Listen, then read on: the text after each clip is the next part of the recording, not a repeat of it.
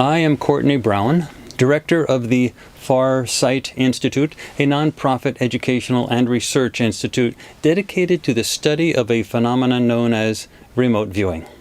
We are the leading venue for public research into remote viewing as it is done using methodologies that were developed by the United States military or procedures that are derivative of those methodologies. In part one of this two-part documentary, we present remote viewing data that focus on the World Trade Center attacks that occurred on September 11, 2001, the so-called 9/11 events. Also in part one, I describe the experimental conditions that were used to obtain these data, all collected under totally blind and squeaky clean scientific conditions.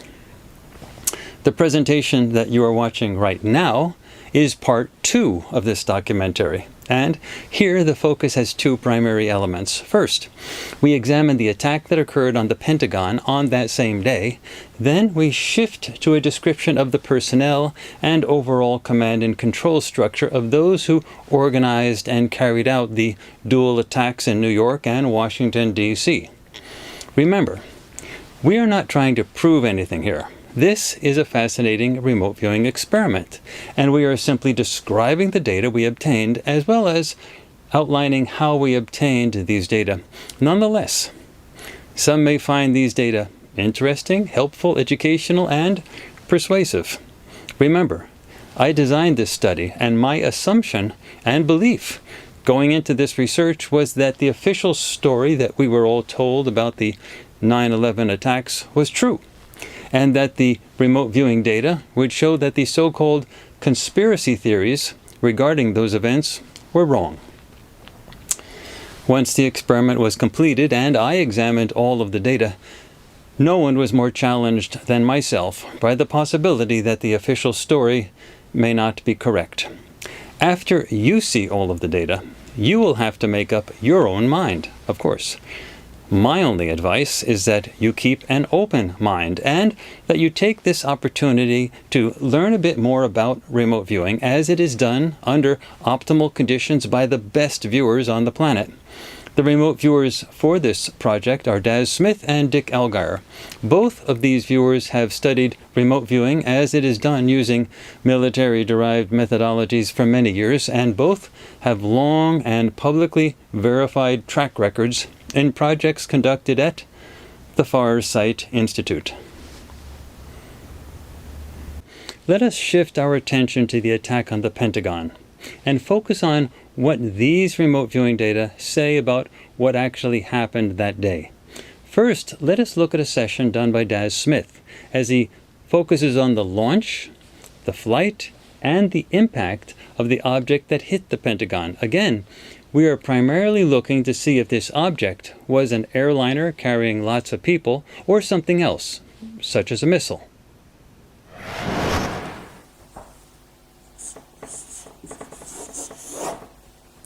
Okay, so we've got a movement, fast, abrupt, pushed, it's very speedy, propelled, it's moving forwards, thrusting. I can hear this kind of like thrusting roar as something pushes and moves forward. Yeah, I can feel something propelled with great energy. Propelled, moving forward with great energy.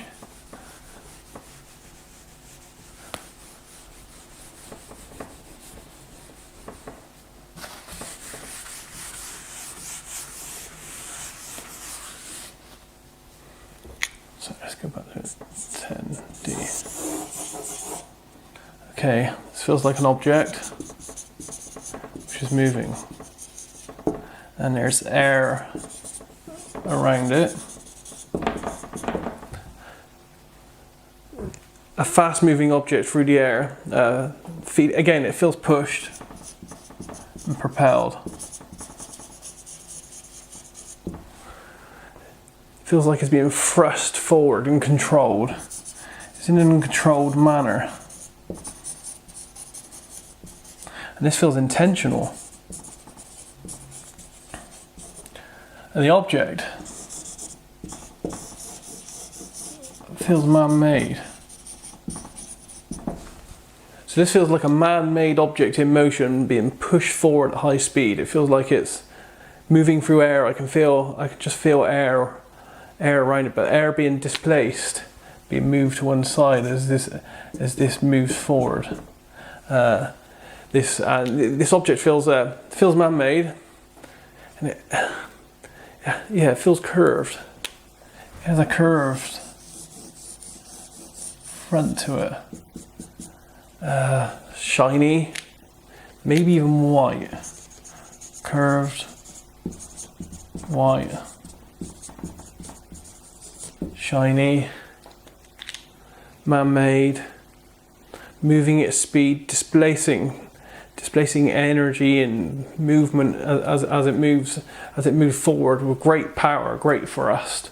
This is something that's really going at speed, trading energy behind it, and it feels like it was directed or aimed. It feels like some kind of, I have to say, it feels like some kind of missile device. It feels like it's being manipulated along a pathway by people.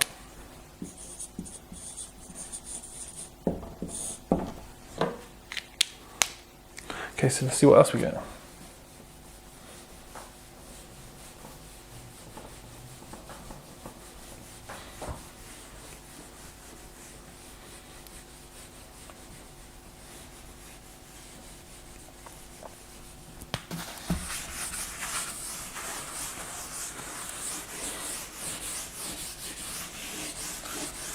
So what we'll try to do now is we'll try to move backwards a little bit to see if we can determine the origin of this fast-moving motion object structure thing.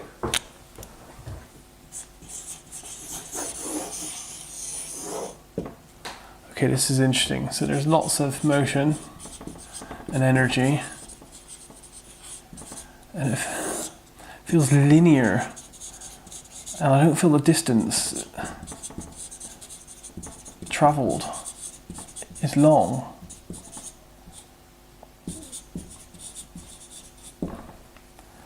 It seems like a short distance, short and direct.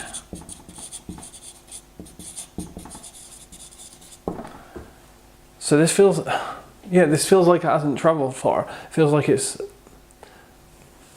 a short thrusting direction, just a short thrusting movement that's come from this direction.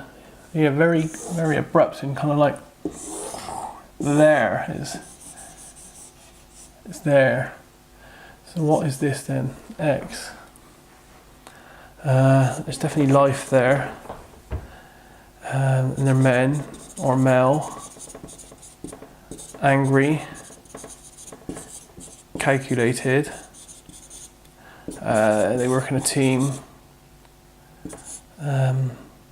which has a structure, and it feels militaristic.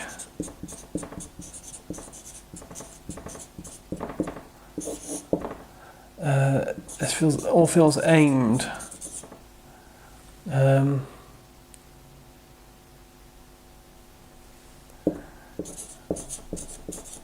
Goal involved. So it feels like a small team of men, and I want to say small. I want to say between 4 and 8 males are involved in this. They seem to be able to control the movement, action, and thrust of this man-made object, which feels like it's moving through air or through the sky for a short distance, a thrusting short distance. They feel separated for it, and I feel like they have some kind of grey structured object, or a device. I can't see it very well, but I just keep seeing a square device type thing that maybe they're using in some way to control this object, move this object. It feels like a fast moving object, intended to move on a short, fast pathway. So let's see where this goes.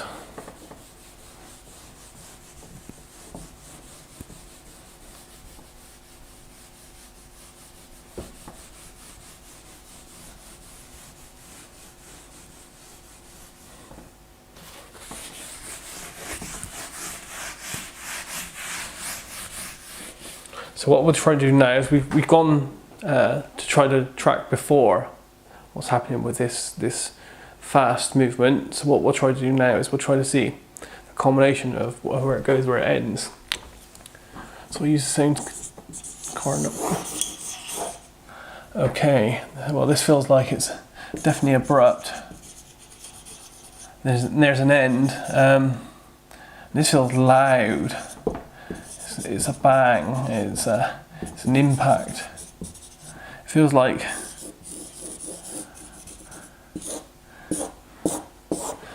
a fast-moving object that impacts. And as it impacts, I can see and feel bits shearing off, moving off, blowing off. Dissipating as they progress outwards, and these are small and they're fast-moving particles and bits and pieces, rubbish mess. It feels dense here. It feels smoky as well. I can see black, rolling kind of like clouds of smoky type substance. There's definitely an impact here. This is definitely a man-made object. This kind of like driven to an end. In the end is an impact with energy and motion, and feels explosive. I can actually feel force. Loud. It's very loud as well. Very bright. With lots of clouds and debris.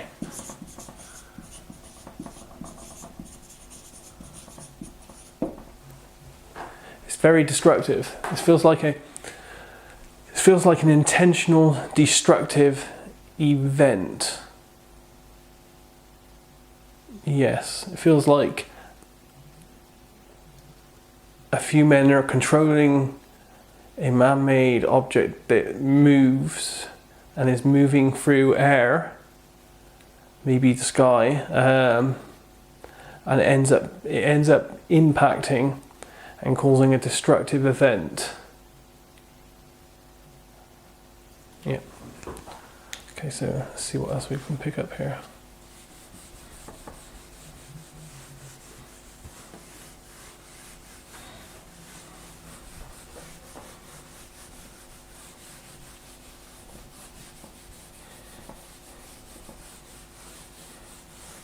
So let's see if we can try to sketch this end event, this destructive event a bit more.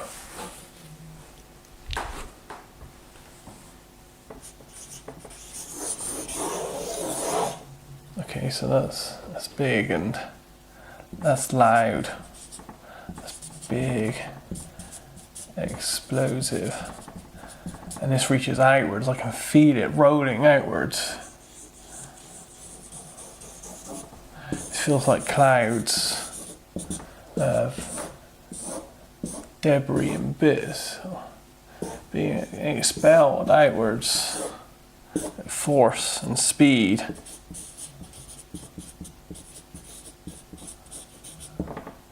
And this is intentional. To stop something.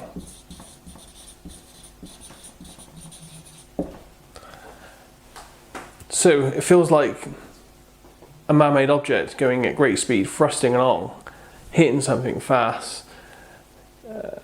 Then an explosive force between what it hits, and I can see clouds of like mist and particles and debris move outwards at different angles. Small bits of debris being propelled at great speed outwards from the epicenter of where this is. And it definitely feels like an intention behind this. It definitely feels like there was a goal to. It feels like to stop something. Feels like there were men involved in this, and I don't know, close knit team. 4 to 6 of them, rugged. They feel like they feel trained. They feel like they're military trained. If I was on an AOL stage, I would have to write an AOL of soldiers. And this does feel, in some ways, like a bullet type missile it's been fired and moved towards something, being propelled. Yeah.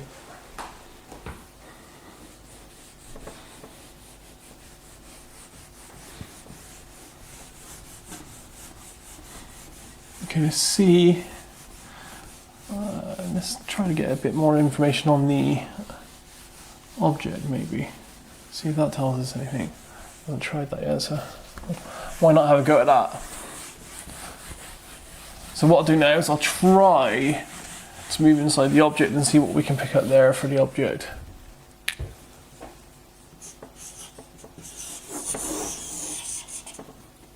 Okay, it definitely feels a curved element to this. It feels sleek. It feels man-made. I can feel a dome shape to this. Very slick, shiny-ish. Built for a purpose.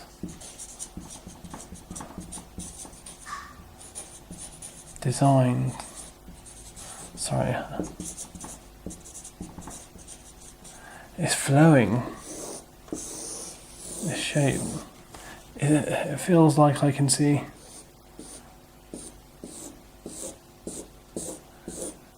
air being. I can feel air and space being displaced, flowing around this as this goes at its speed. It feels white, curved, man-made, probably metallic. It feels cold and hard, sleek.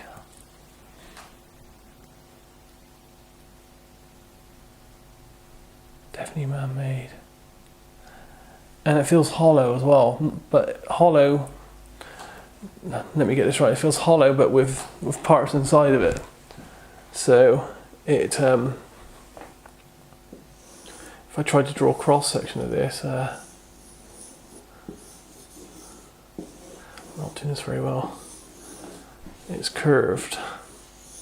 This is a cross section, it's curved, but it also feels densely packed with stuff inside of it. So if you cut it in half, and seen inside, you'd see a dense material. Well, this part anyway, but there are other parts actually. It's got like compartments. Yeah, it's even got moving parts. I don't have to AOL here an engine.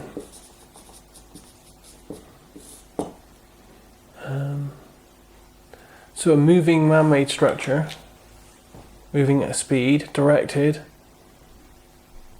curved, slick, designed for movement at speed, designed to displace the air around it as it moves. man-made, packed. It feels packed, densely packed with materials, and this feels chemical, but solid.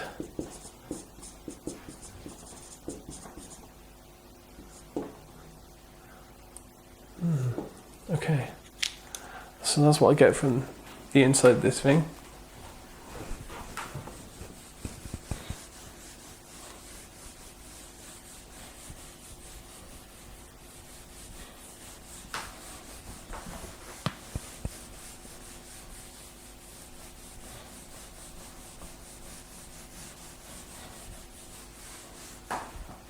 So let's see what else we can pick up here.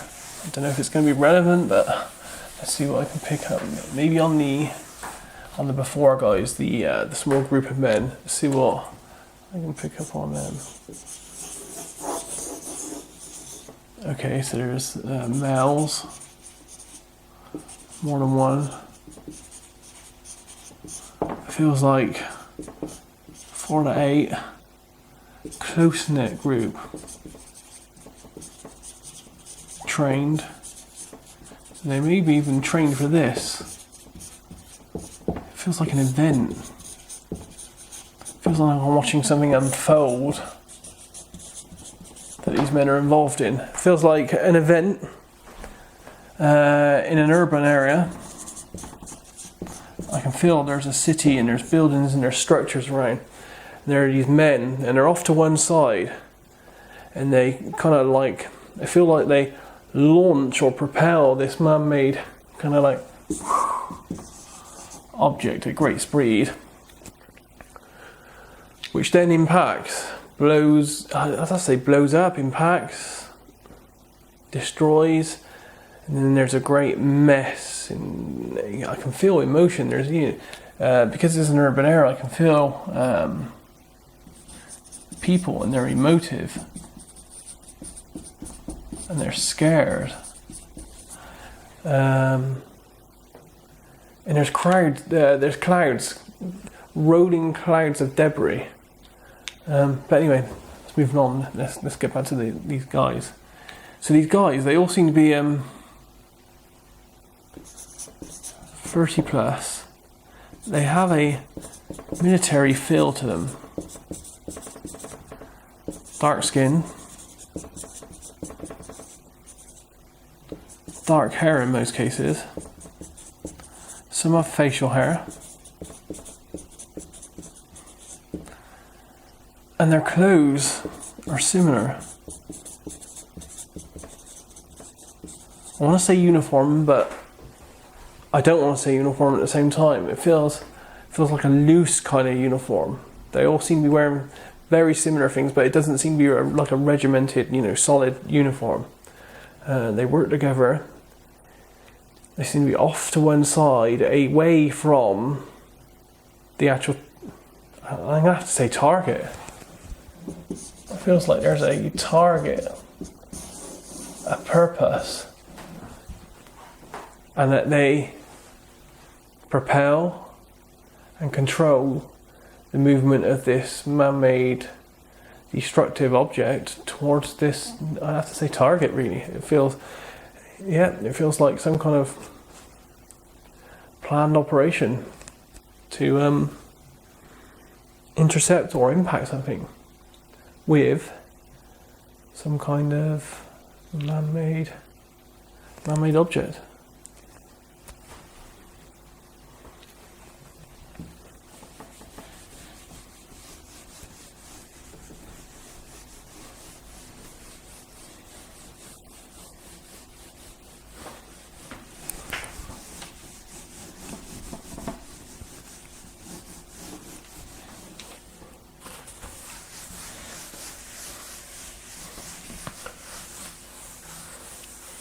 So bear with me, I'll have a drink a second.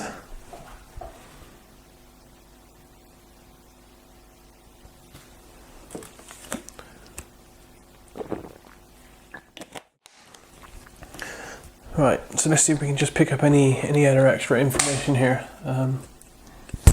Anything that's going to help.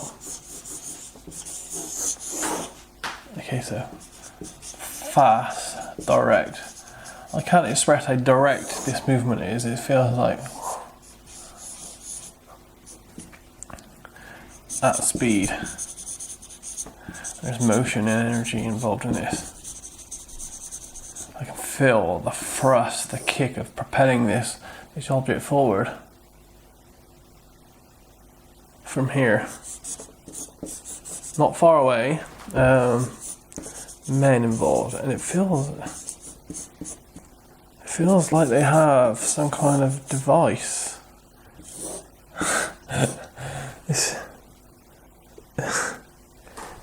I don't know, but I feel like I want to say that this was some kind of controlled missile type object.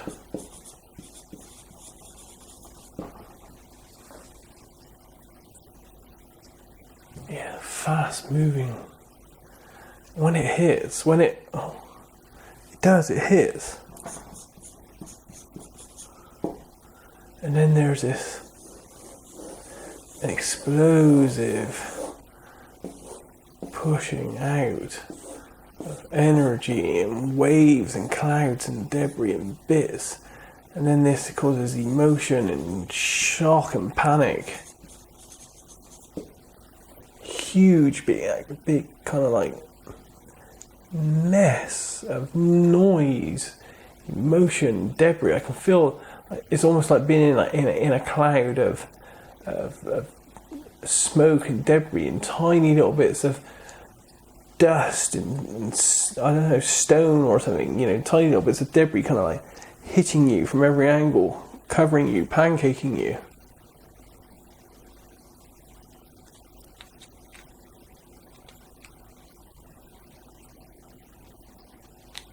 But this object, I don't know, is it curved? Is it more curved? It's definitely hollow. It's definitely man-made, it's not natural forming, it's constructed. This is definitely a hollow man-made constructed object that's moving. It's moving through space. I can feel it.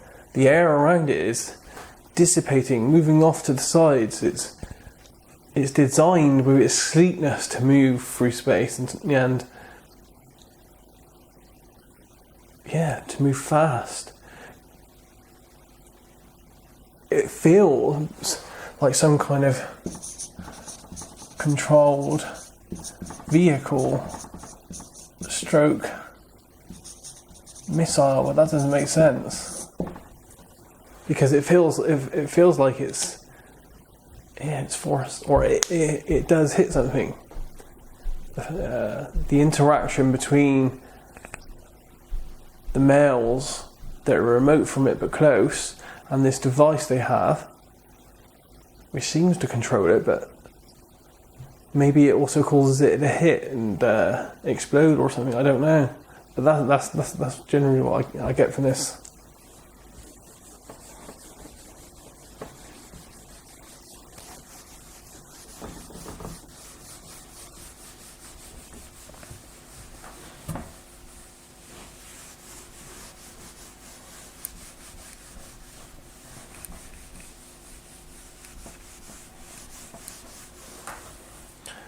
Okay, so in summary then, this feels like it's a fast-moving object that feels man-made, it feels designed for the purpose, for the moving. It feels like it's moving fast, thrusting forward. I can feel the energy propelling it. It feels like this is controlled, moved, directed by a group of men, planned, almost like fired towards something, and then with a controlled movement of it. So it's like thrusting it forward, knowing where it's going to go, aiming where it's going to go. It's a planned event. It feels like an event that's unfolding that has these people involved and this object involved going at great speed, which then hits and impacts, and I can see the destruction. I'd like to say, it feels like destruction. But maybe it's destruction of just this one object that's moving. It just like goes along, and then all of a sudden it's... As you can see, Daz's data seem to suggest that the object hitting the Pentagon was a missile fired by military people. Interestingly, he notes that the people have darker skin and some facial hair. We need to compare these data with those obtained by Dick Allgaier for the same Pentagon event. My next gestalt is going to be energy. I don't know whether to call this energy or object. I'm going to label this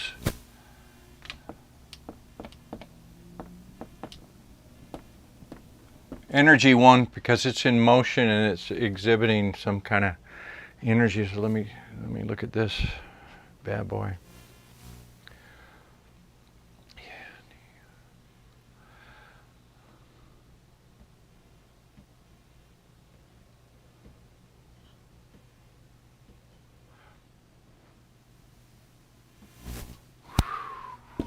There's land here, there's buildings, there's trees.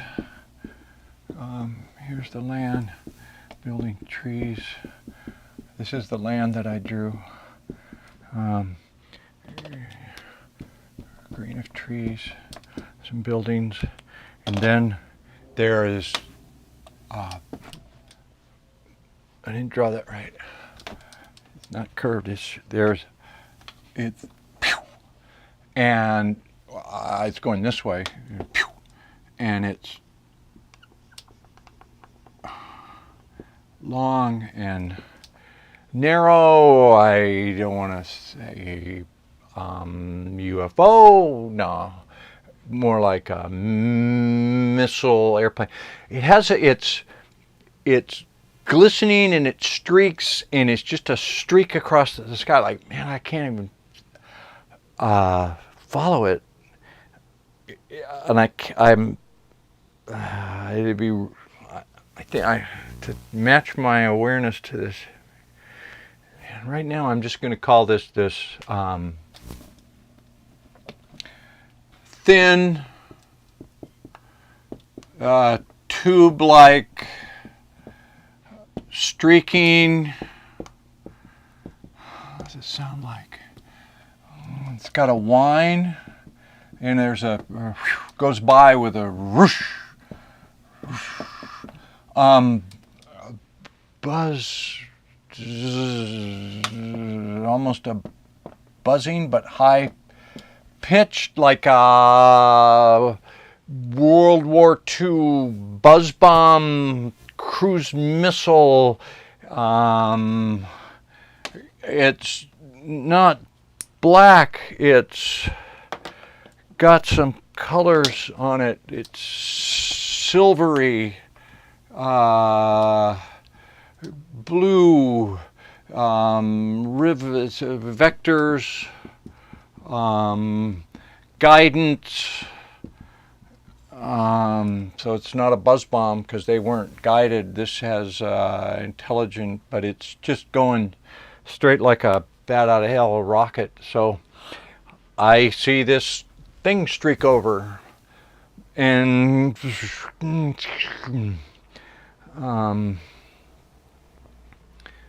okay, that's that. And I don't know, it's got to be involved. I'm all over the place on this, but I'm just taking these. What I'm doing is taking these gestalts one by one and looking at them, and I'm not sure how they're connected because I'm isolating each one. I looked at the structure, I looked at the land, I looked at the structure, I looked at the water, I looked at the energy or object, the streaking thing, and my next gestalt would be life, vegetation. I don't feel that's important. It's just there. I don't think there's anything that significant about the vegetation. An analyst could bring me back to that, but I think humans, life, humans. So let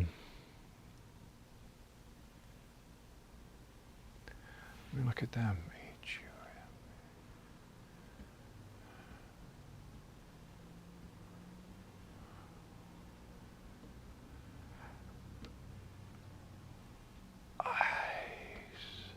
I got this in the paper session, and I just saw it again right now. I can see it right now. Is now I'm seeing the streaking object, or a streaking object, in relation to the people. So the people are, I don't know if they're lined up, but they're bunched up.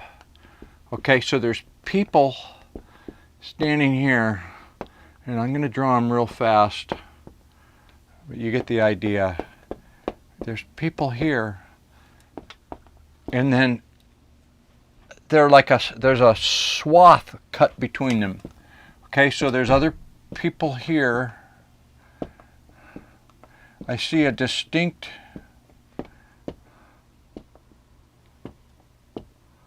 and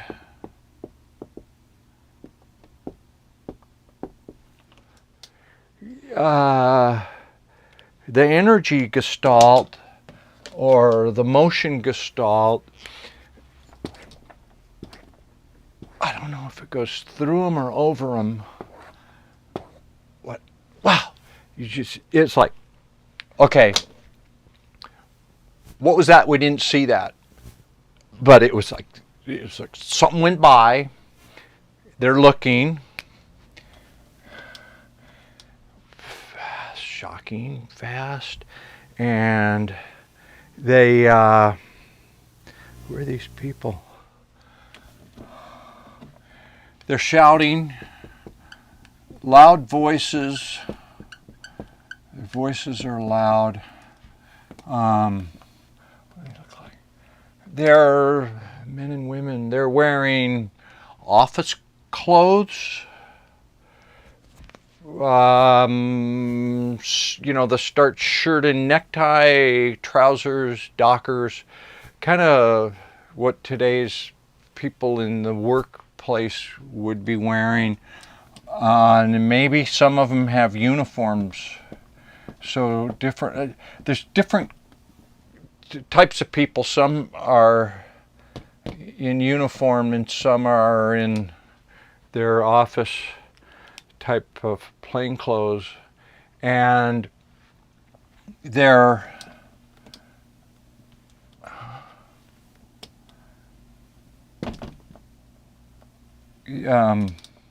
startled. Okay, this is an event like they're. Did you see that? Did you? What happened? Where was it? What was that? Where did that come from? How did this happen? Did you see it? I saw it. I didn't see it, but I felt it. So they're talking about that. Like, God, did you see that? Yeah, I saw it. Then someone else is saying, what the fuck was that?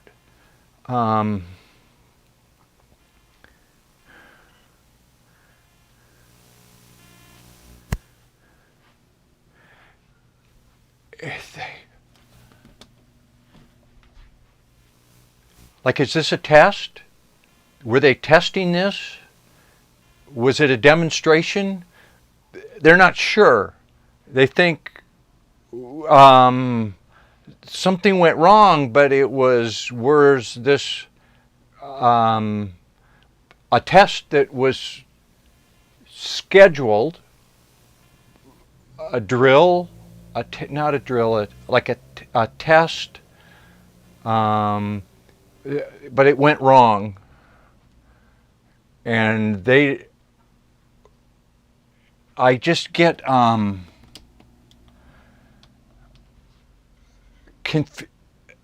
shocked confusion and different stories about what they saw and what they see, and they're comparing notes about this.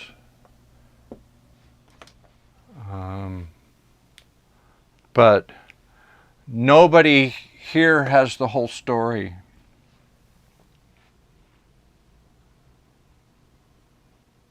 So they either witness something or almost witness something,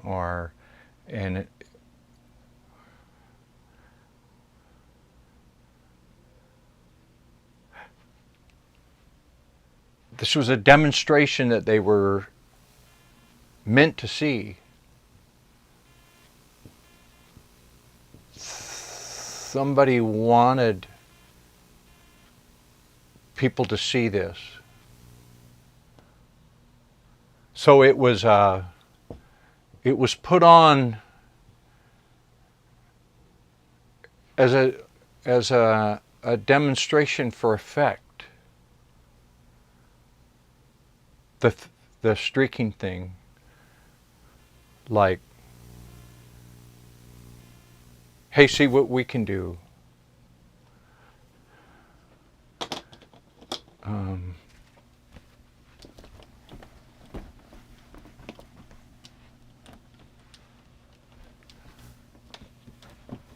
Let's get a new Nemo. So that was Life Human.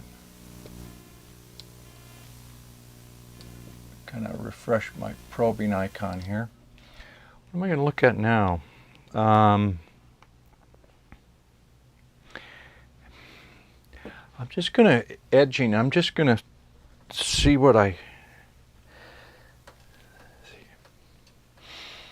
It's going to take me a couple minutes to do a breathing exercise here.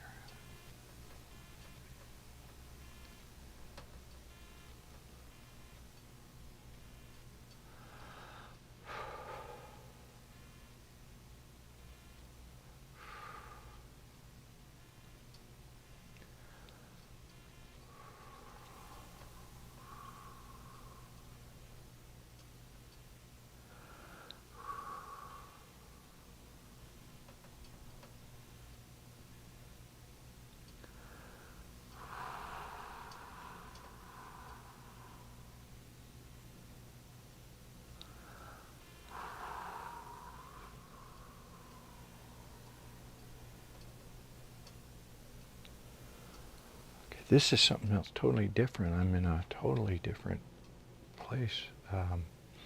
This is not the river. It's a water crystal. Offshore.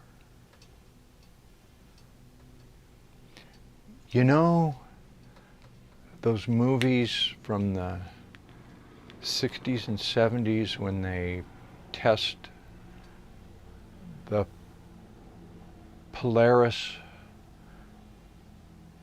rocket and you see stubby. You see the thing like they launch it out of water with compressed air. So I'm seeing this stubby thing kind of burst up. And you know, like it's not going to take flight, and then so it comes up, and there's a flash, and then it, like the engine ignites, and it's like it's not going to achieve flight. It comes up and just hangs there, like whoa, and then I see it ignite. And the thrust is amazing, and then it streaks off. So what I saw was this, like a launch sequence, cruise missiles, cruise. When you see them launch a Tomahawk, it doesn't look like it's whoa, whoa, whoa, and then it takes off, and that's what this did. But it's stubbier than I would see a cruise missile as longer and thinner. This is a stubbier.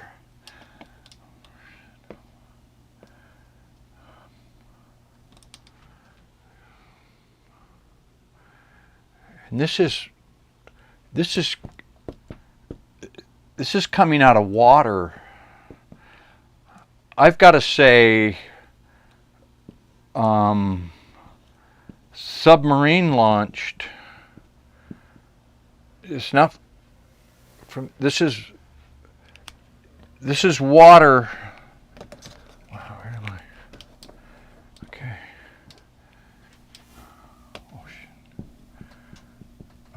This isn't the river I saw. This is a water gestalt that I didn't get in my S3. And this is a structure here that's annealing coating, rubber high-end. It's got a, submarines have a coating like this. Annealed. I'm going to say that's a submarine. It's Popeye.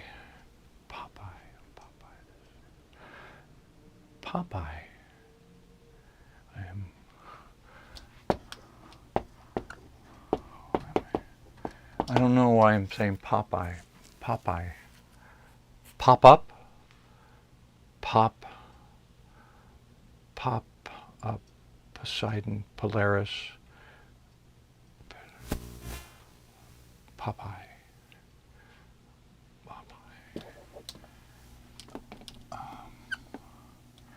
Well, there's some talking here, and there's some people I got to see. So anyway, that looked like a launch sequence of a stubby missile.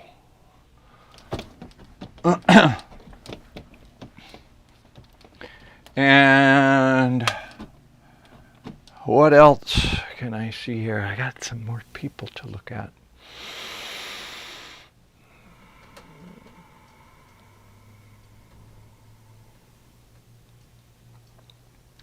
Okay, that was, wow. The console, there's, okay, 1, 2. There's chairs. There's people there. There's a panel. I saw monitors, screens. Oh, that computers. These are guys, I wonder if they're in the submarine. There's at least 3 of them. 1, 2, 3. They got a display board here, a lot of electronics. So these are high-back chairs. Am I drawing this right? Okay. These guys, I can draw this later. I saw this so quick. They got screens. Excuse me. They're in a row. They're in chairs. They're looking at screens, consoles, readouts of numbers, information, like air traffic control. I don't know. I don't think it's air traffic control, but that kind of stuff. Guidance shit. It's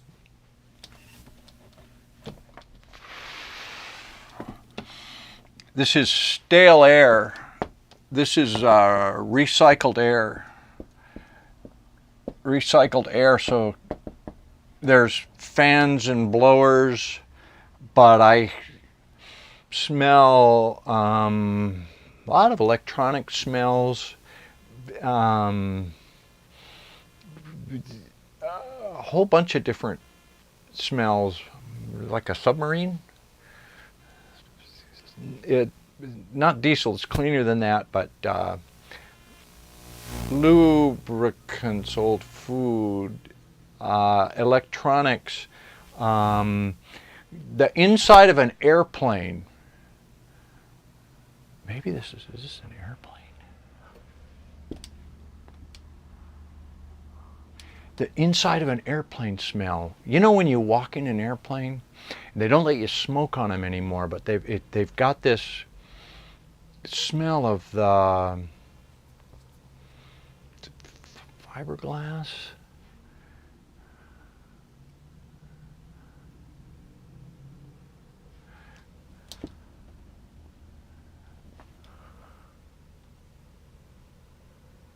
these guys.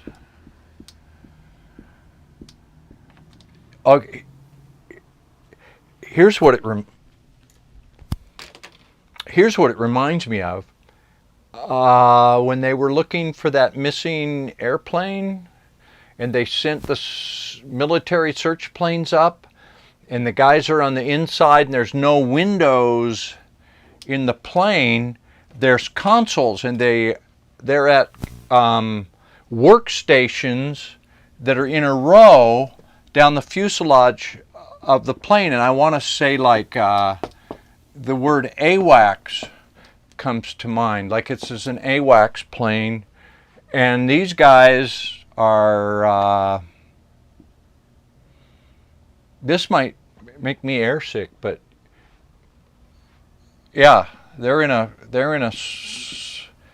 narrow place with workstations. I mean, I can see this. I mean, I can see them at their workstations and screens, and they've got chairs, and you know, why would you have seatbelts on a chair in an office? I don't think you would. So they're buckled in. This definitely has a military feel to it. These guys are in uniforms, which seem like flight suits to me. I think it is pretty clear that these remote viewing data indicate that a missile hit the Pentagon. In fact, we do not have any remote viewing data from either viewer that suggests that the object that hit the Pentagon had people inside of it. At this point, we want to dive into the question of who did what.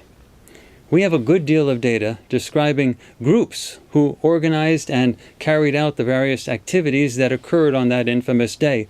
These data can be disturbing, so be warned in advance. If these data are true, then it is even more disturbing. I have learned to trust remote viewing data collected by viewers such as Daz Smith and Dick Allgaier, especially when the project involves a past event where there are corroborating physical data. But again, watch, listen, and make up your own mind.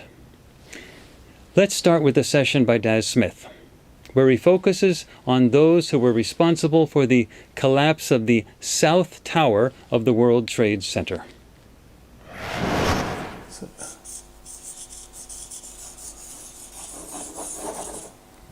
Okay, so there's a structure.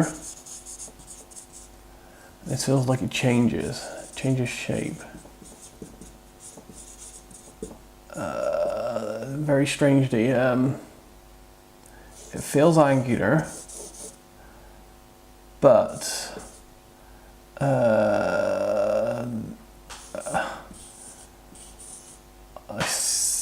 yeah, it feels like it changes shape over time of the event, over time of the target.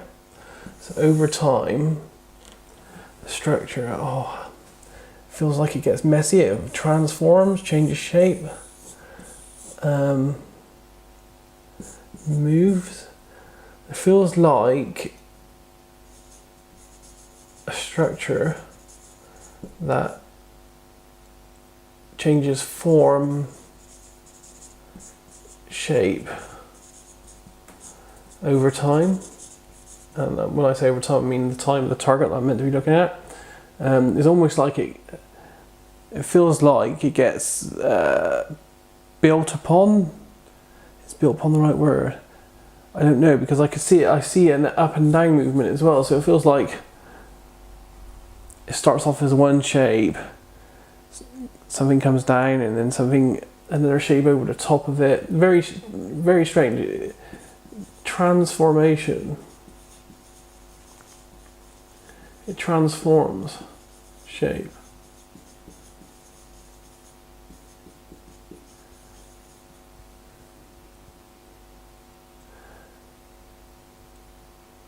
Yeah. And there's also life at the target. And there's several different forms of life. I feel there are like 3 different groups of life. There's a group here, and these seem to be controlling There's a group over here. They seem to be full of panic and fear.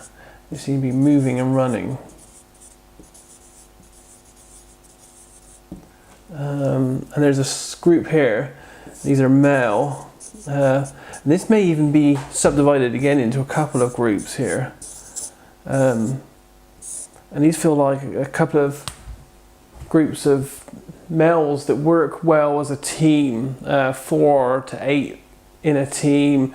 They feel very drilled. They anticipate each other's movements, feel very organized, feel like they're following orders, feel very kind of like team military kind of based in the way they move, their confidence, their demeanor, their look. And it feels like they're following orders from this controlling group. And this all feels very secretive.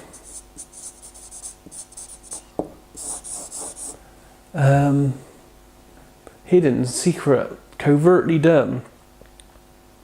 And this does all feel like it has something to do with this structure that's changing shape. Because I still feel that there's also a third element to this, which is this motion movement here.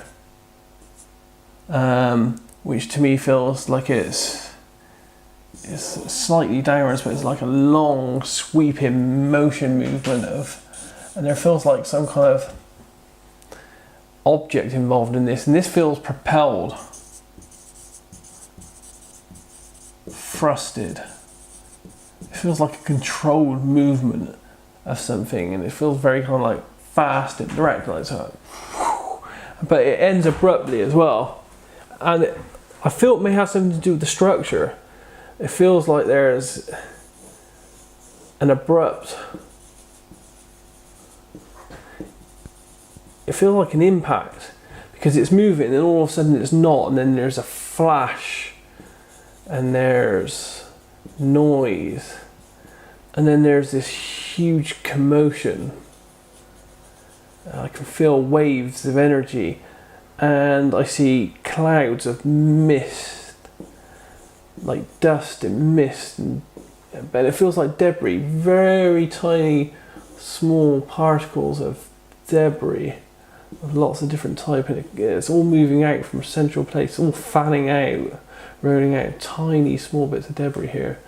Yeah, very, very tiny small particles. And particles feel important to this target. They're key to this target.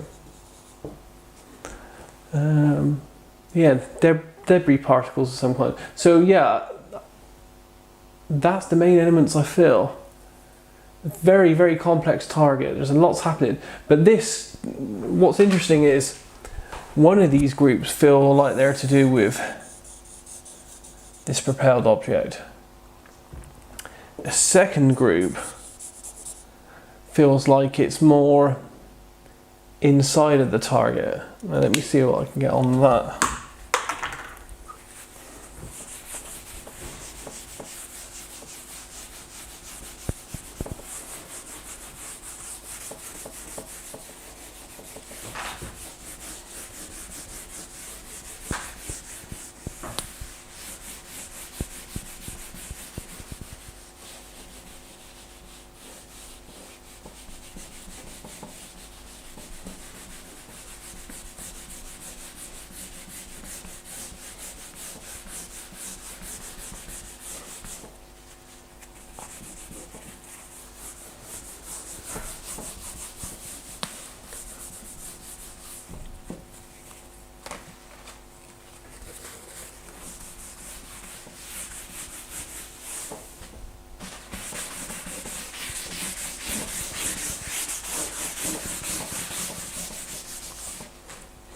Okay, so I'm going to see what this second group is doing. Okay, so it's life, they're male, it's a small group. I'd say it's like a unit, working together, sense of brotherhood and connectedness with these guys. They're under orders, and I feel they're inside. They're inside a structure. So they're inside a structure, and I see something else. Blocks. They feel like blocks.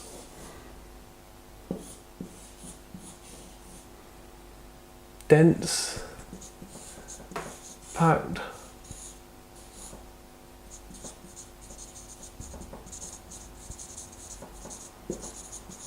Blocks. Grey, blue.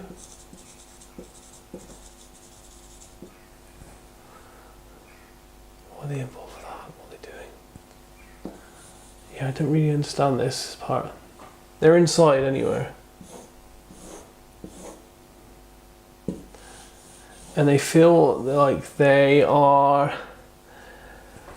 placing and manipulating blocks.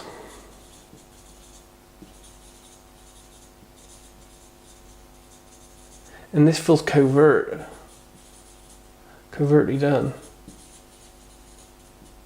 This almost feels like it's this feels like some kind of strange kind of like spy stroke infiltration, because this feels very secret.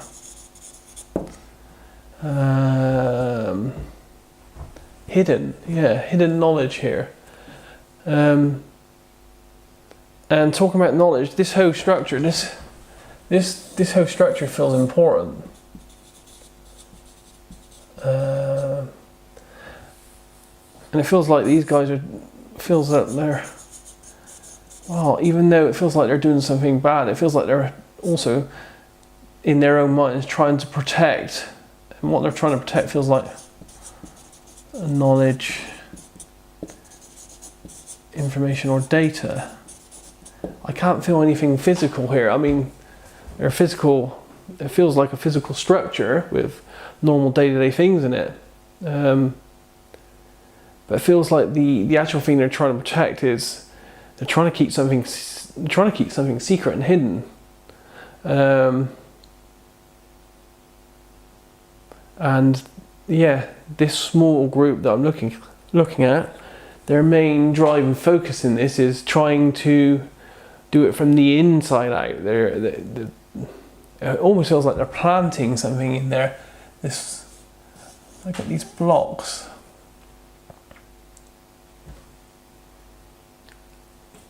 And the blocks feel like Play-Doh in texture and density. Almost, I mean, you know, I'd have to AOL at this point a terrorist attack, because it feels like they're, well, it does feel like they're attacking a structure, but from the inside out, trying to hide information that's inside of it.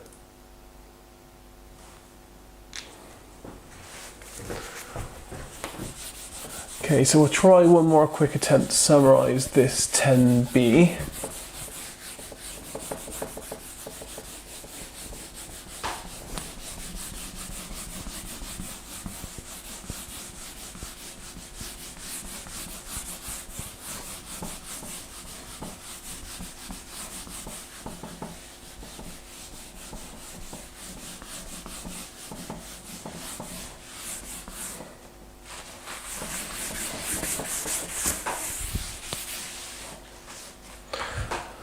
So let's try to summary a bit.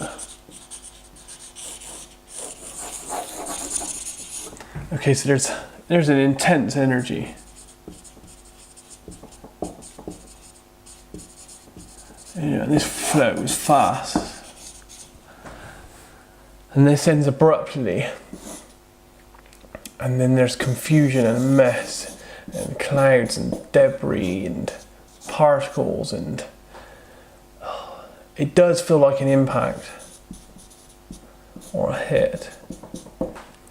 It feels like it does feel like an urban location because I feel structures. And there's a main structure. Is there a main structure for the target focus? And this feels damaged. I'm going to have to say damaged and attacked. And this also feels, the structure feels like it changes shape. I can't pin down a shape.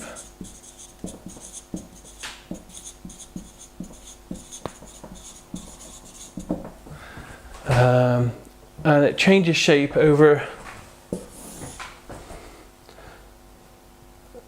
the duration of the target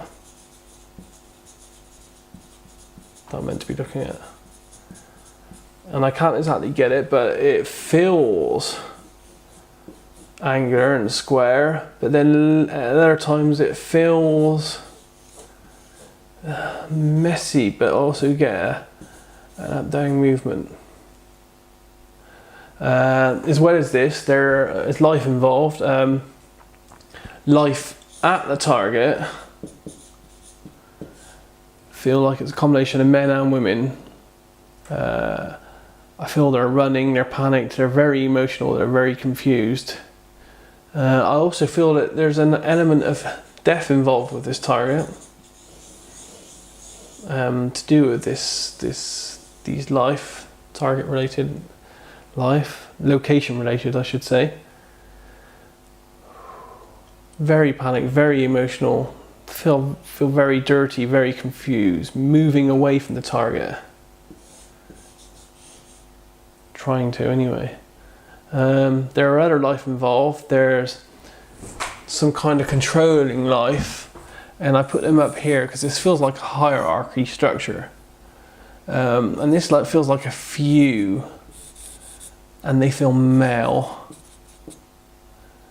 And they give orders down to what I feel like are a couple of groups. Now one of these groups has something to do with the fast moving part of the target. Small group of males. A secondary group of males. Maybe even a third group, I'm not entirely sure. Are involved with an internal part of the target. This feels like they're inside, working from the inside out. Feels like they're inside a structure, infiltrating, trying to stop secret information coming out. It's trying to stop, trying to save or store or hide knowledge in stuff that's inside a structure. After completing this session, Daz, who is a graphical designer by profession, constructed the following graphic to illustrate his perceptions. Again, this polished graphic was completed while he was still totally blind to the target. As you can see, Daz describes 3 teams of people, plus a command structure. At the top of the hierarchy are the commanders, and Daz calls them the top tier. They are a powerful and secret group. Below them, there is Team 1, and that is a group of 4 to 8 males who have weapons, but who seem to work mostly as spotters or field observers. Team 2 is a group of 4 to 8 males who control a fast-moving flying object or structure, which would be the airliner that crashed into the South Tower, of course. Team 3 is another group of 4 to 8 males who infiltrate a structure in order to place chemical blocks or bricks around central vertical supports inside a large structure on the surface, which would be the South Tower. Now, this activity leads to an explosive event that results in the collapse of the surface structure. Now let's take a look at what Daz says about the so-called top-tier group in a session where he was focusing on the cause of the collapse of the North Tower.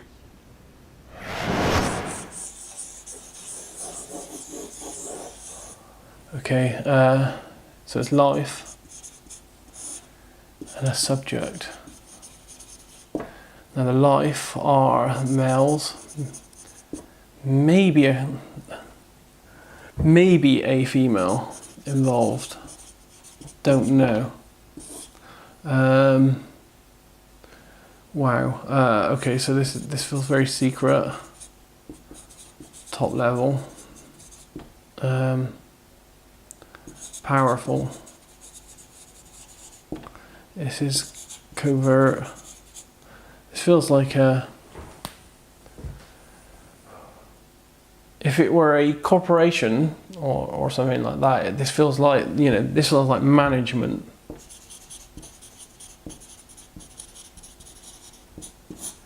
These are decision makers.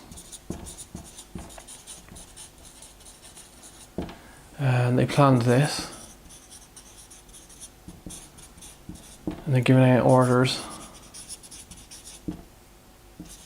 They feel remote. They don't feel like they're not at the target.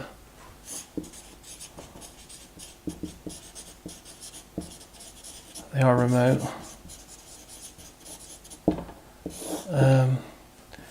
And all of this, the entire target really, I don't know if this is right, but this entire target does feel like it's in the US, US based. It doesn't feel, it smells and feels like when I went to New York. Of course, that would just lead me to an AOL of 911 event.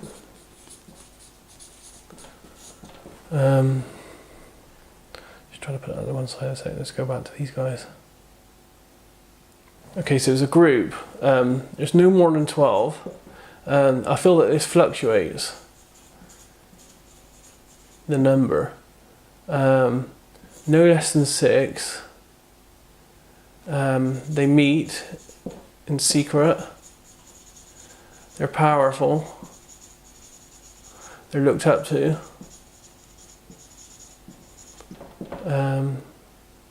It does feel why does it feel corporate? It feels business-like. It all feels quite matter-of-fact to these guys. There's no emotions that I see. It's just a goal, giving out orders. They give out orders to these other groups of people. These other groups of people are just go out and act. These guys are in charge, and they feel powerful. They feel, it's a bit like the old films. They feel untouchable. And this is down to security and communication. They're well versed in what they're doing. It feels like they've done this before. They know what they're doing, and this does all feel like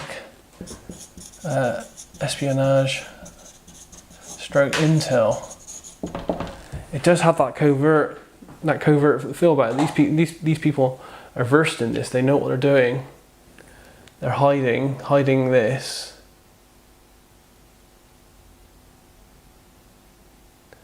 And it feels like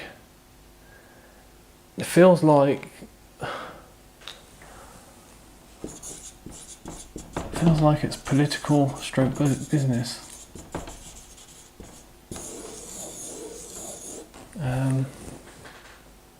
Change.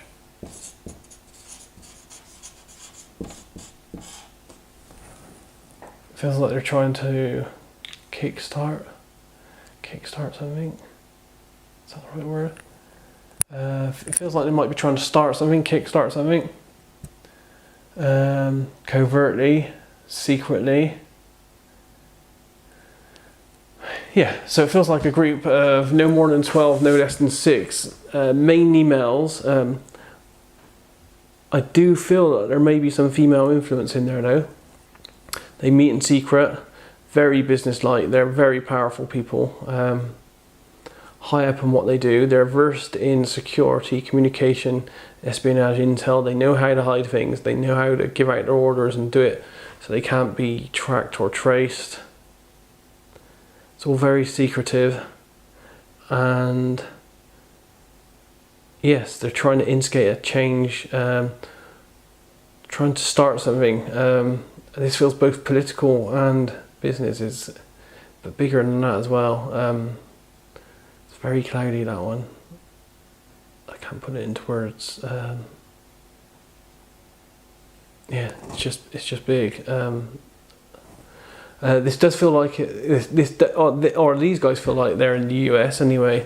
And I've only been to New York, and it does have that feel of New York. It has that smell, that heat. That's what makes me think this might be somewhere in the US.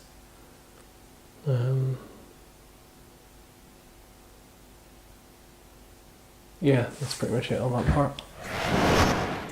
For a topic as sensitive as this one, we really need to see what another viewer perceives about the same idea. This next session is one in which Dick Allgaier is focusing on the advanced preparations that might have been related to the collapse of the North Tower of the World Trade Center. I'm going to start with structure one. I mostly see people in this target, and I see various groups of people. I'm not sure how they're interacting, but I get a wide shot. When I see structure one, I'm inside of it.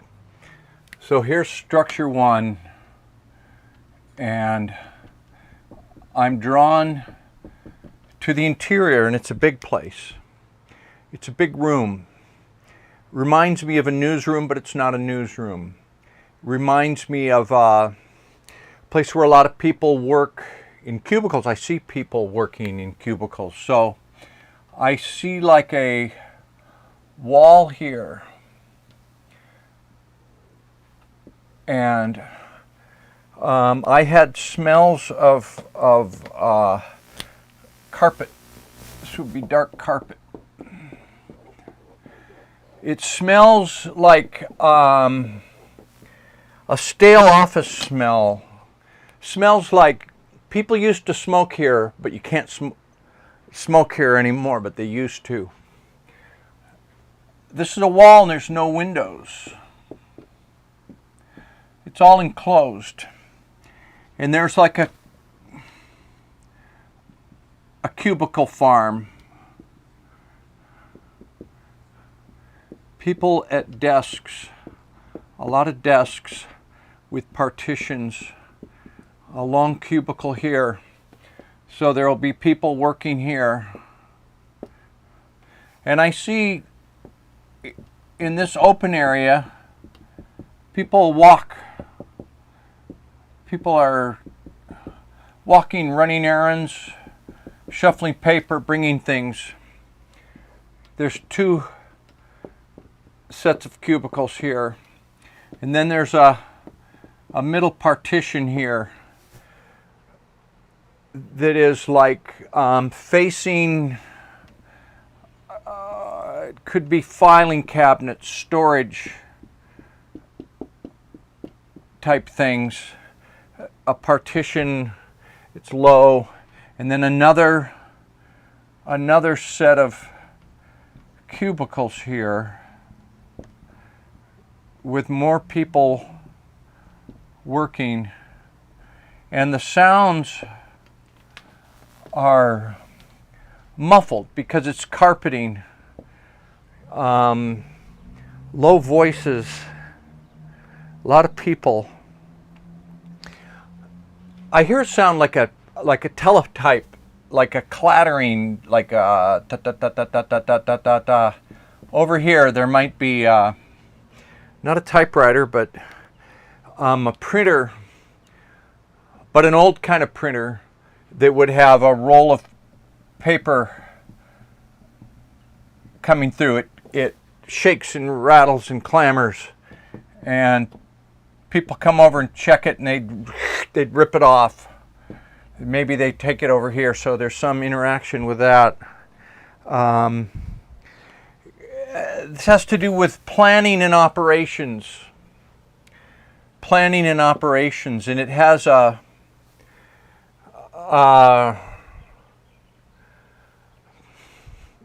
corporate military feel, like a little bit military, it involves military, but these guys, it's an overlap of corporate and military. I'm not sure right now. It's a military and civilian place. If they'd be contractors or maybe government agencies. There's a military component, but a lot of these are not in uniform. They're civilian. Maybe they used to work for the military.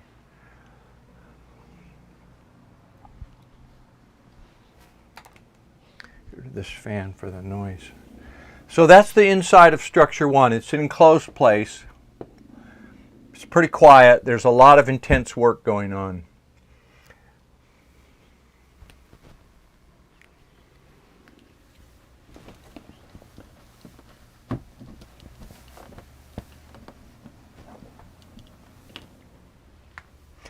As I said, I'm seeing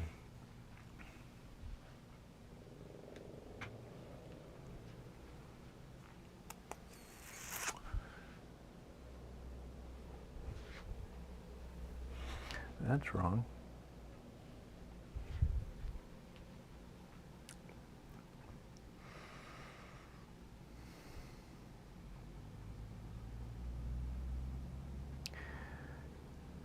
As I said, I'm seeing mostly people at this target. And I'm drawn to, I saw a particular person as that looks central to this, to me. And when I saw him, he was like standing at a desk. So like a guy that has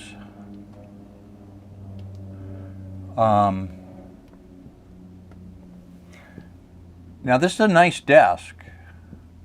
I'm not drawing very well. This is like an expensive desk, but it's like this high, and he's standing there rigidly.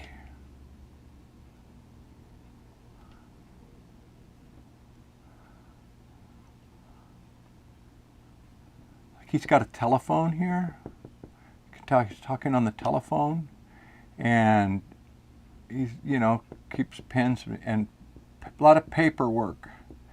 And he's in I think he's in a shirt with cufflinks, like a nice shirt, and tailored trousers, like a nice suit, but he took the jacket off and hung the jacket over here. And so he's a guy that works at his desk standing up with rigid posture, very intense. And I'll show you how I see him.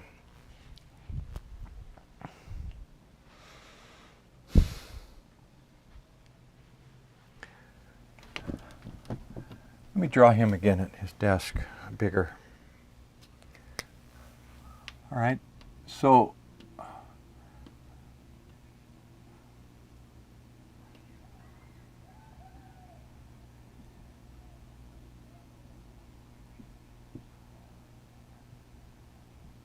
got like a necktie on, probably like talking on the phone. Nice shirt, cufflinks. His desk is like this. And he stands up all day.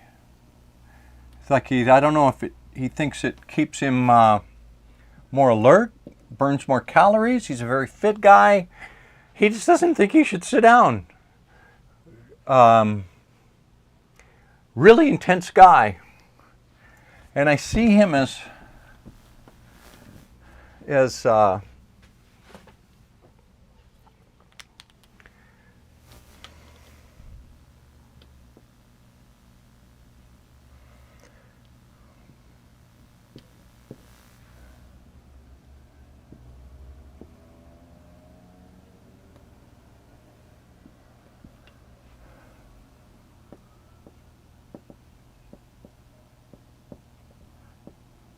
very intense eyes. And he's got those glasses that I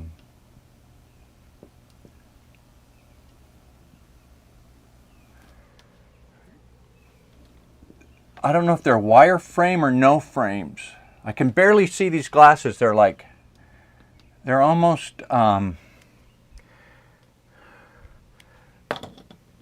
almost can't see them, you know? They're like,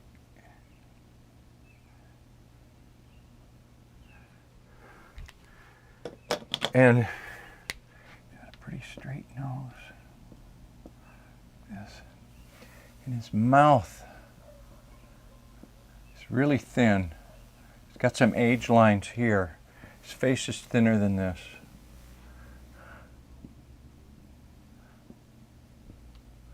His hair is a little widow's peak. It's graying, but still got some nice hair, even though he's in his 60s probably. Maybe even older than that. Kind of goes up like this, but it doesn't. He had shorter hair when he was young. He had a military haircut when he was young. He was, he had the like, his mouth is really thin. It's like that. And he's got some little bit of jowls, but not too much. Well preserved for his age. He really, his eyes could cut steel. He looks at you with those eyes, very penetrating gaze. I see him as hair is more stylish as he's older. I think he had like a crew cut when he was younger. He wears a really nice suit. You know, not tie is like well tied, button down, very starched shirt, dark suit. This is a corporate kind of guy. I get a smell from him like expensive soap. Very faint smell of good aftershave, but not that you'd have to get up close to smell. It's just a very faint whiff of something clean and pleasant. It's not a overpowering cologne type smell, but just he uses good soap. And he's in charge, man. He's one of the top guys. He's like advises presidents. He tells presidents what to do. I mean, if there's somebody that orders the president around, it doesn't order, but the president takes his advice and listens to him. He's like corporate elite, elitist New World Order, PNAC. He's a chairman of the board kind of guy, been in a lot of corporations, been in the military, is involved in the government, is at the very highest levels internationally. Very powerful guy, but just ruthless. I mean, he doesn't look evil. He looks kind of nice, although there's a certain smirkiness to his face, and I get a sense that this guy would order civilians to be killed in the morning and have no compunction, no bad feelings about it, no conscience about innocent people being killed if they were collateral damage and it was furthering a greater aim. And he would have the order and like, did you get it done? And then he wouldn't care. He'd go play with his granddaughter right after that and not even think about it. I hear his voice. He talks with a high pitched. His voice is clipped and high pitched, and he talks kind of almost nasally with an accent that's Midwest, Ohio, Missouri, Illinois, Chicago, kind of a Chicago accent, talks very precisely like he's from Illinois, and you better listen to him, and he's just telling you like it is, and I could, that's what his voice sounds like to me. It's like he talks like this, and you better listen, damn it. And you wouldn't argue with him. He's just going to shut you down. So that's human one. And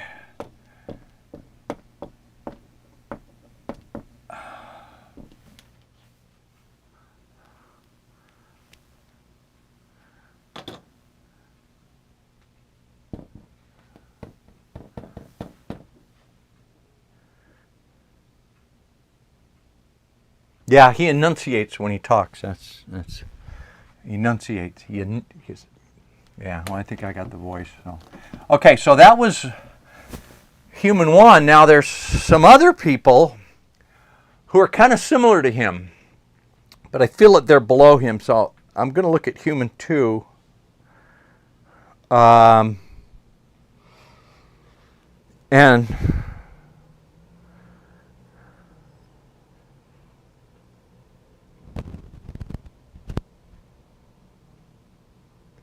my entry into this was high quality wood, very fine, polished. Okay, this is like dark brown, not koa. What kind of wood would they make a conference table at that really rich corporate people would sit? This is very polished, fine wood. All right, and there's people sitting and standing around this place, and they're the kind of people that interact with that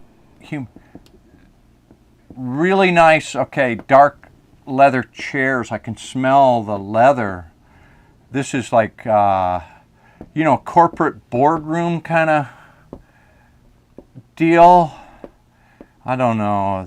I don't get a sense of like cabinet meeting, not White House, but these are high power players, and there's some people here, and they're all in they're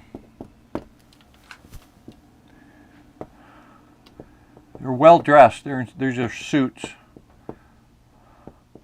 Let me draw them all in here really quickly. Okay, so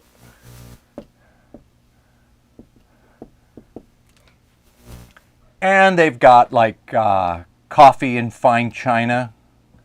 They'll have a water pitcher here, water bottles. There'll be water, and then they've got notes, and the documents are in folders. They're in folders with tabs, and they're sealed.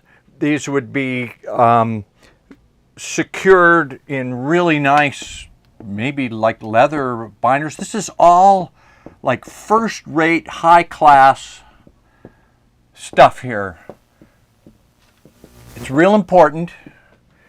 This is a secure room. I get a sense of white noise, shielding, so it can't be eavesdropped on, and it's like not just anybody can walk in here. This is a secure, secret place.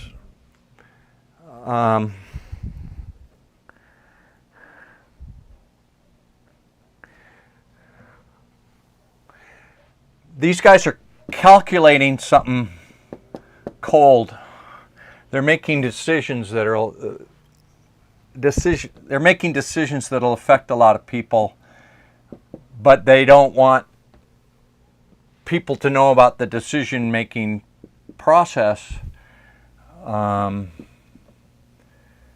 they're somehow, like the guy I drew before, may be in this meeting, like he might be here or here, but he's senior to them.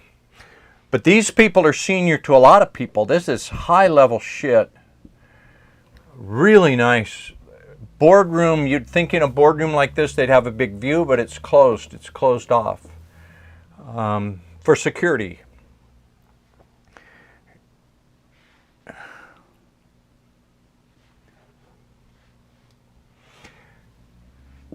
This stuff, when they're done with it, they can't take it home. Oh, one guy can. The guy that was at his stand-up desk could. But these guys, they're briefed on it. They get to talk about it. They make decisions on it. But all these papers get put in files and locked up and put in a safe when they're done. This is not something they can like put in their briefcase and take home. I don't think they can bring a briefcase in here. Sitting down. This is like a screening room or a meeting room. They're not at desks. They're all facing this way. They're facing this screen. There's some people standing over here. It's a small group. There's only, I don't even think there's 20 of them. 12 to 16 or 17.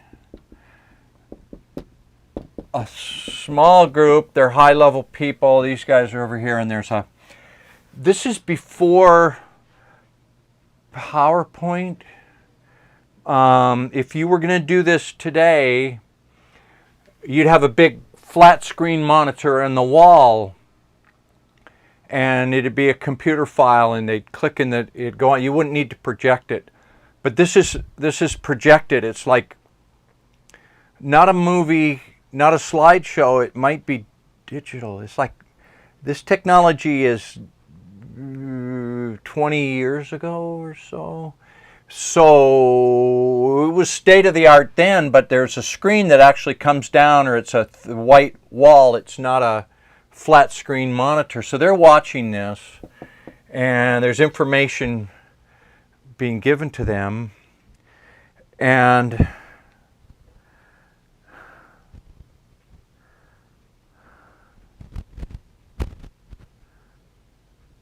now, when I look at it again, I'm seeing energy, explosion, dust. So I see brownish, energetic dust cloud, energy, explosive things over here. The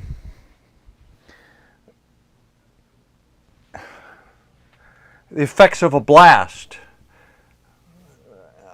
I see it when I'm looking at them, but it's not in the room with them. It might be what they're seeing on the screen. It might be what they're talking about or being presented, but I somehow connect these guys to this explosive event in dust cloud, debris.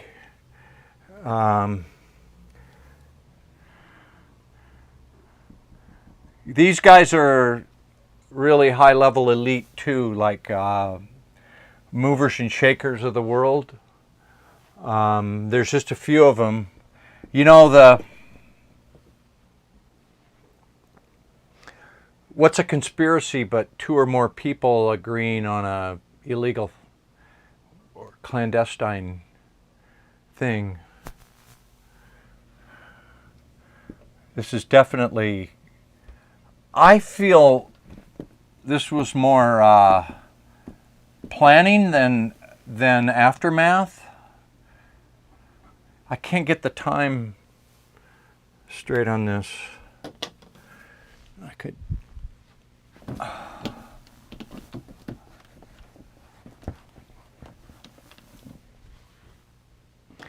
What was that? Human 3.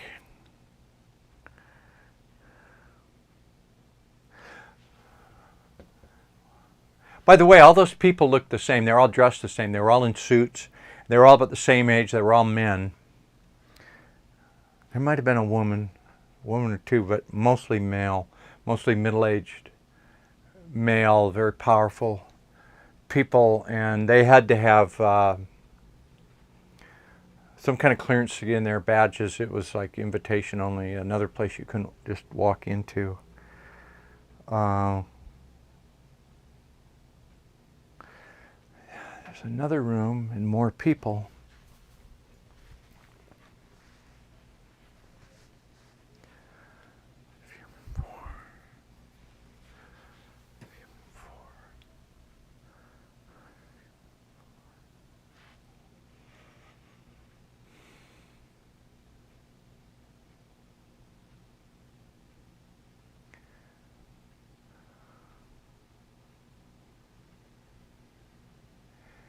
Here's another stand-up desk.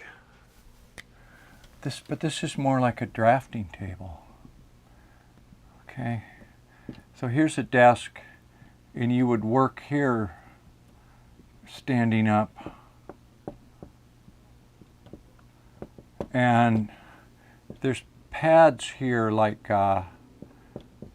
thick pads of big paper, drafting paper, sketching paper, blueprint type of stuff. And there's like rulers and special kind of pens, calligraphy kind of pens, or very precise drawing instruments and paper. And there's a guy standing there. And over here is a cabinet with really thin drawers. It reminds me of at the library room where they keep maps. It's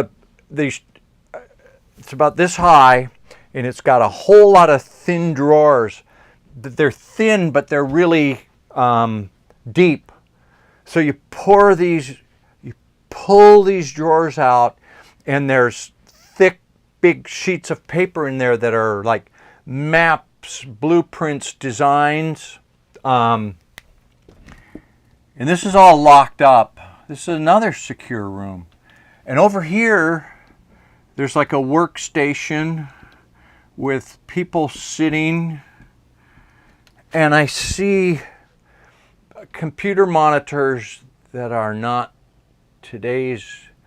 Remember when your computer monitor was about that big, you know, the kind, like this was state of the art then.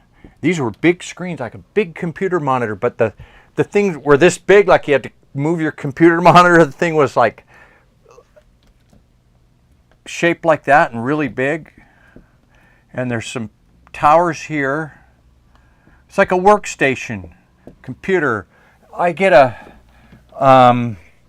forgery comes to mind. Making bogus stuff. Forgery.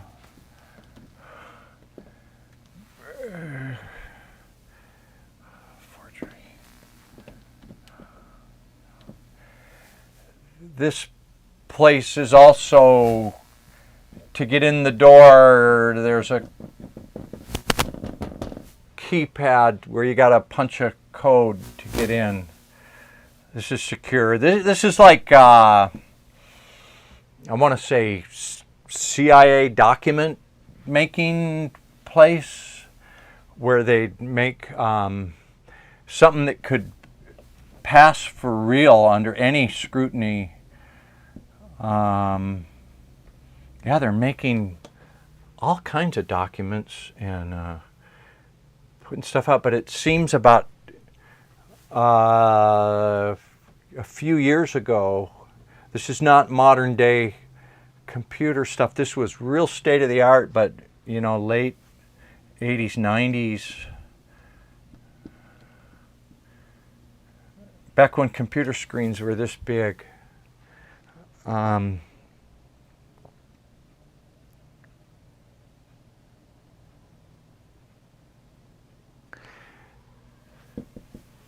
These guys never talk about their work.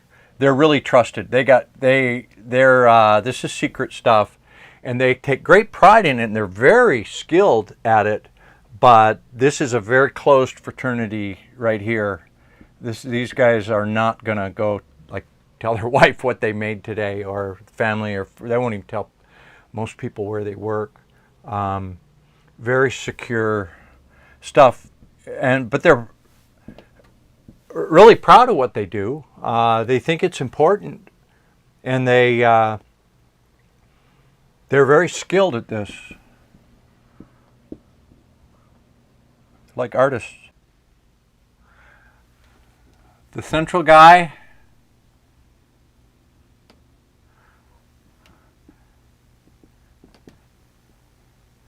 Mr. Cold Bastard. And nice suit. A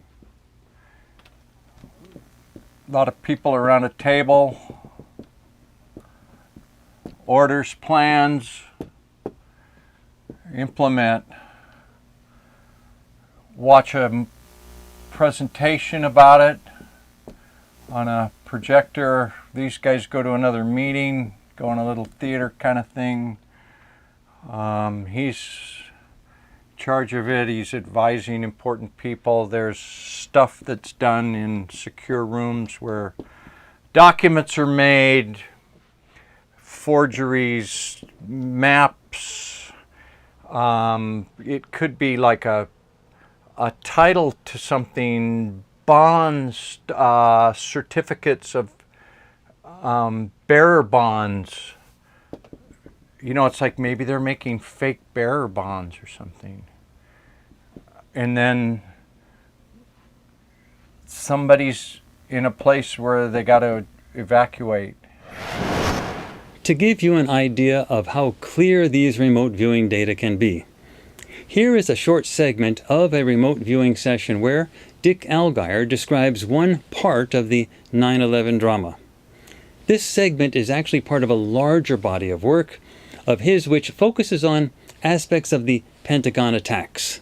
In the middle of that work, Dick Allgaier notices something else going on elsewhere that felt related, and he described it, giving you a good idea of how a viewer can perceive elements that are related, however distant in time and space, and pull them all together, something that would not be easy for a physical eyewitness.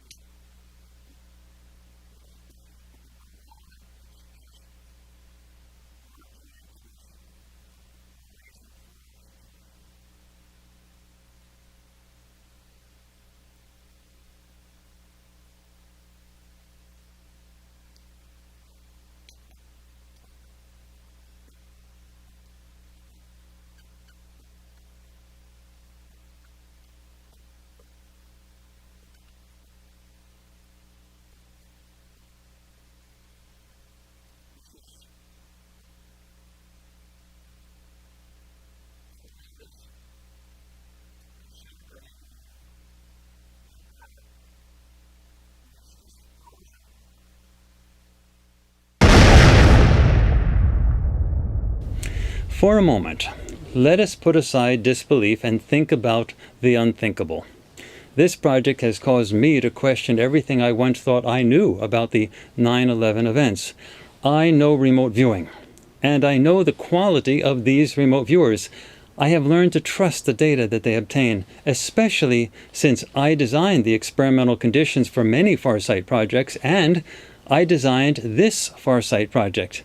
I have also learned over the years that whenever people say, "Nah, they would never do that," they are giving authorities permission to do exactly that, because those same authorities know they probably will not be caught because you would never believe they would do it.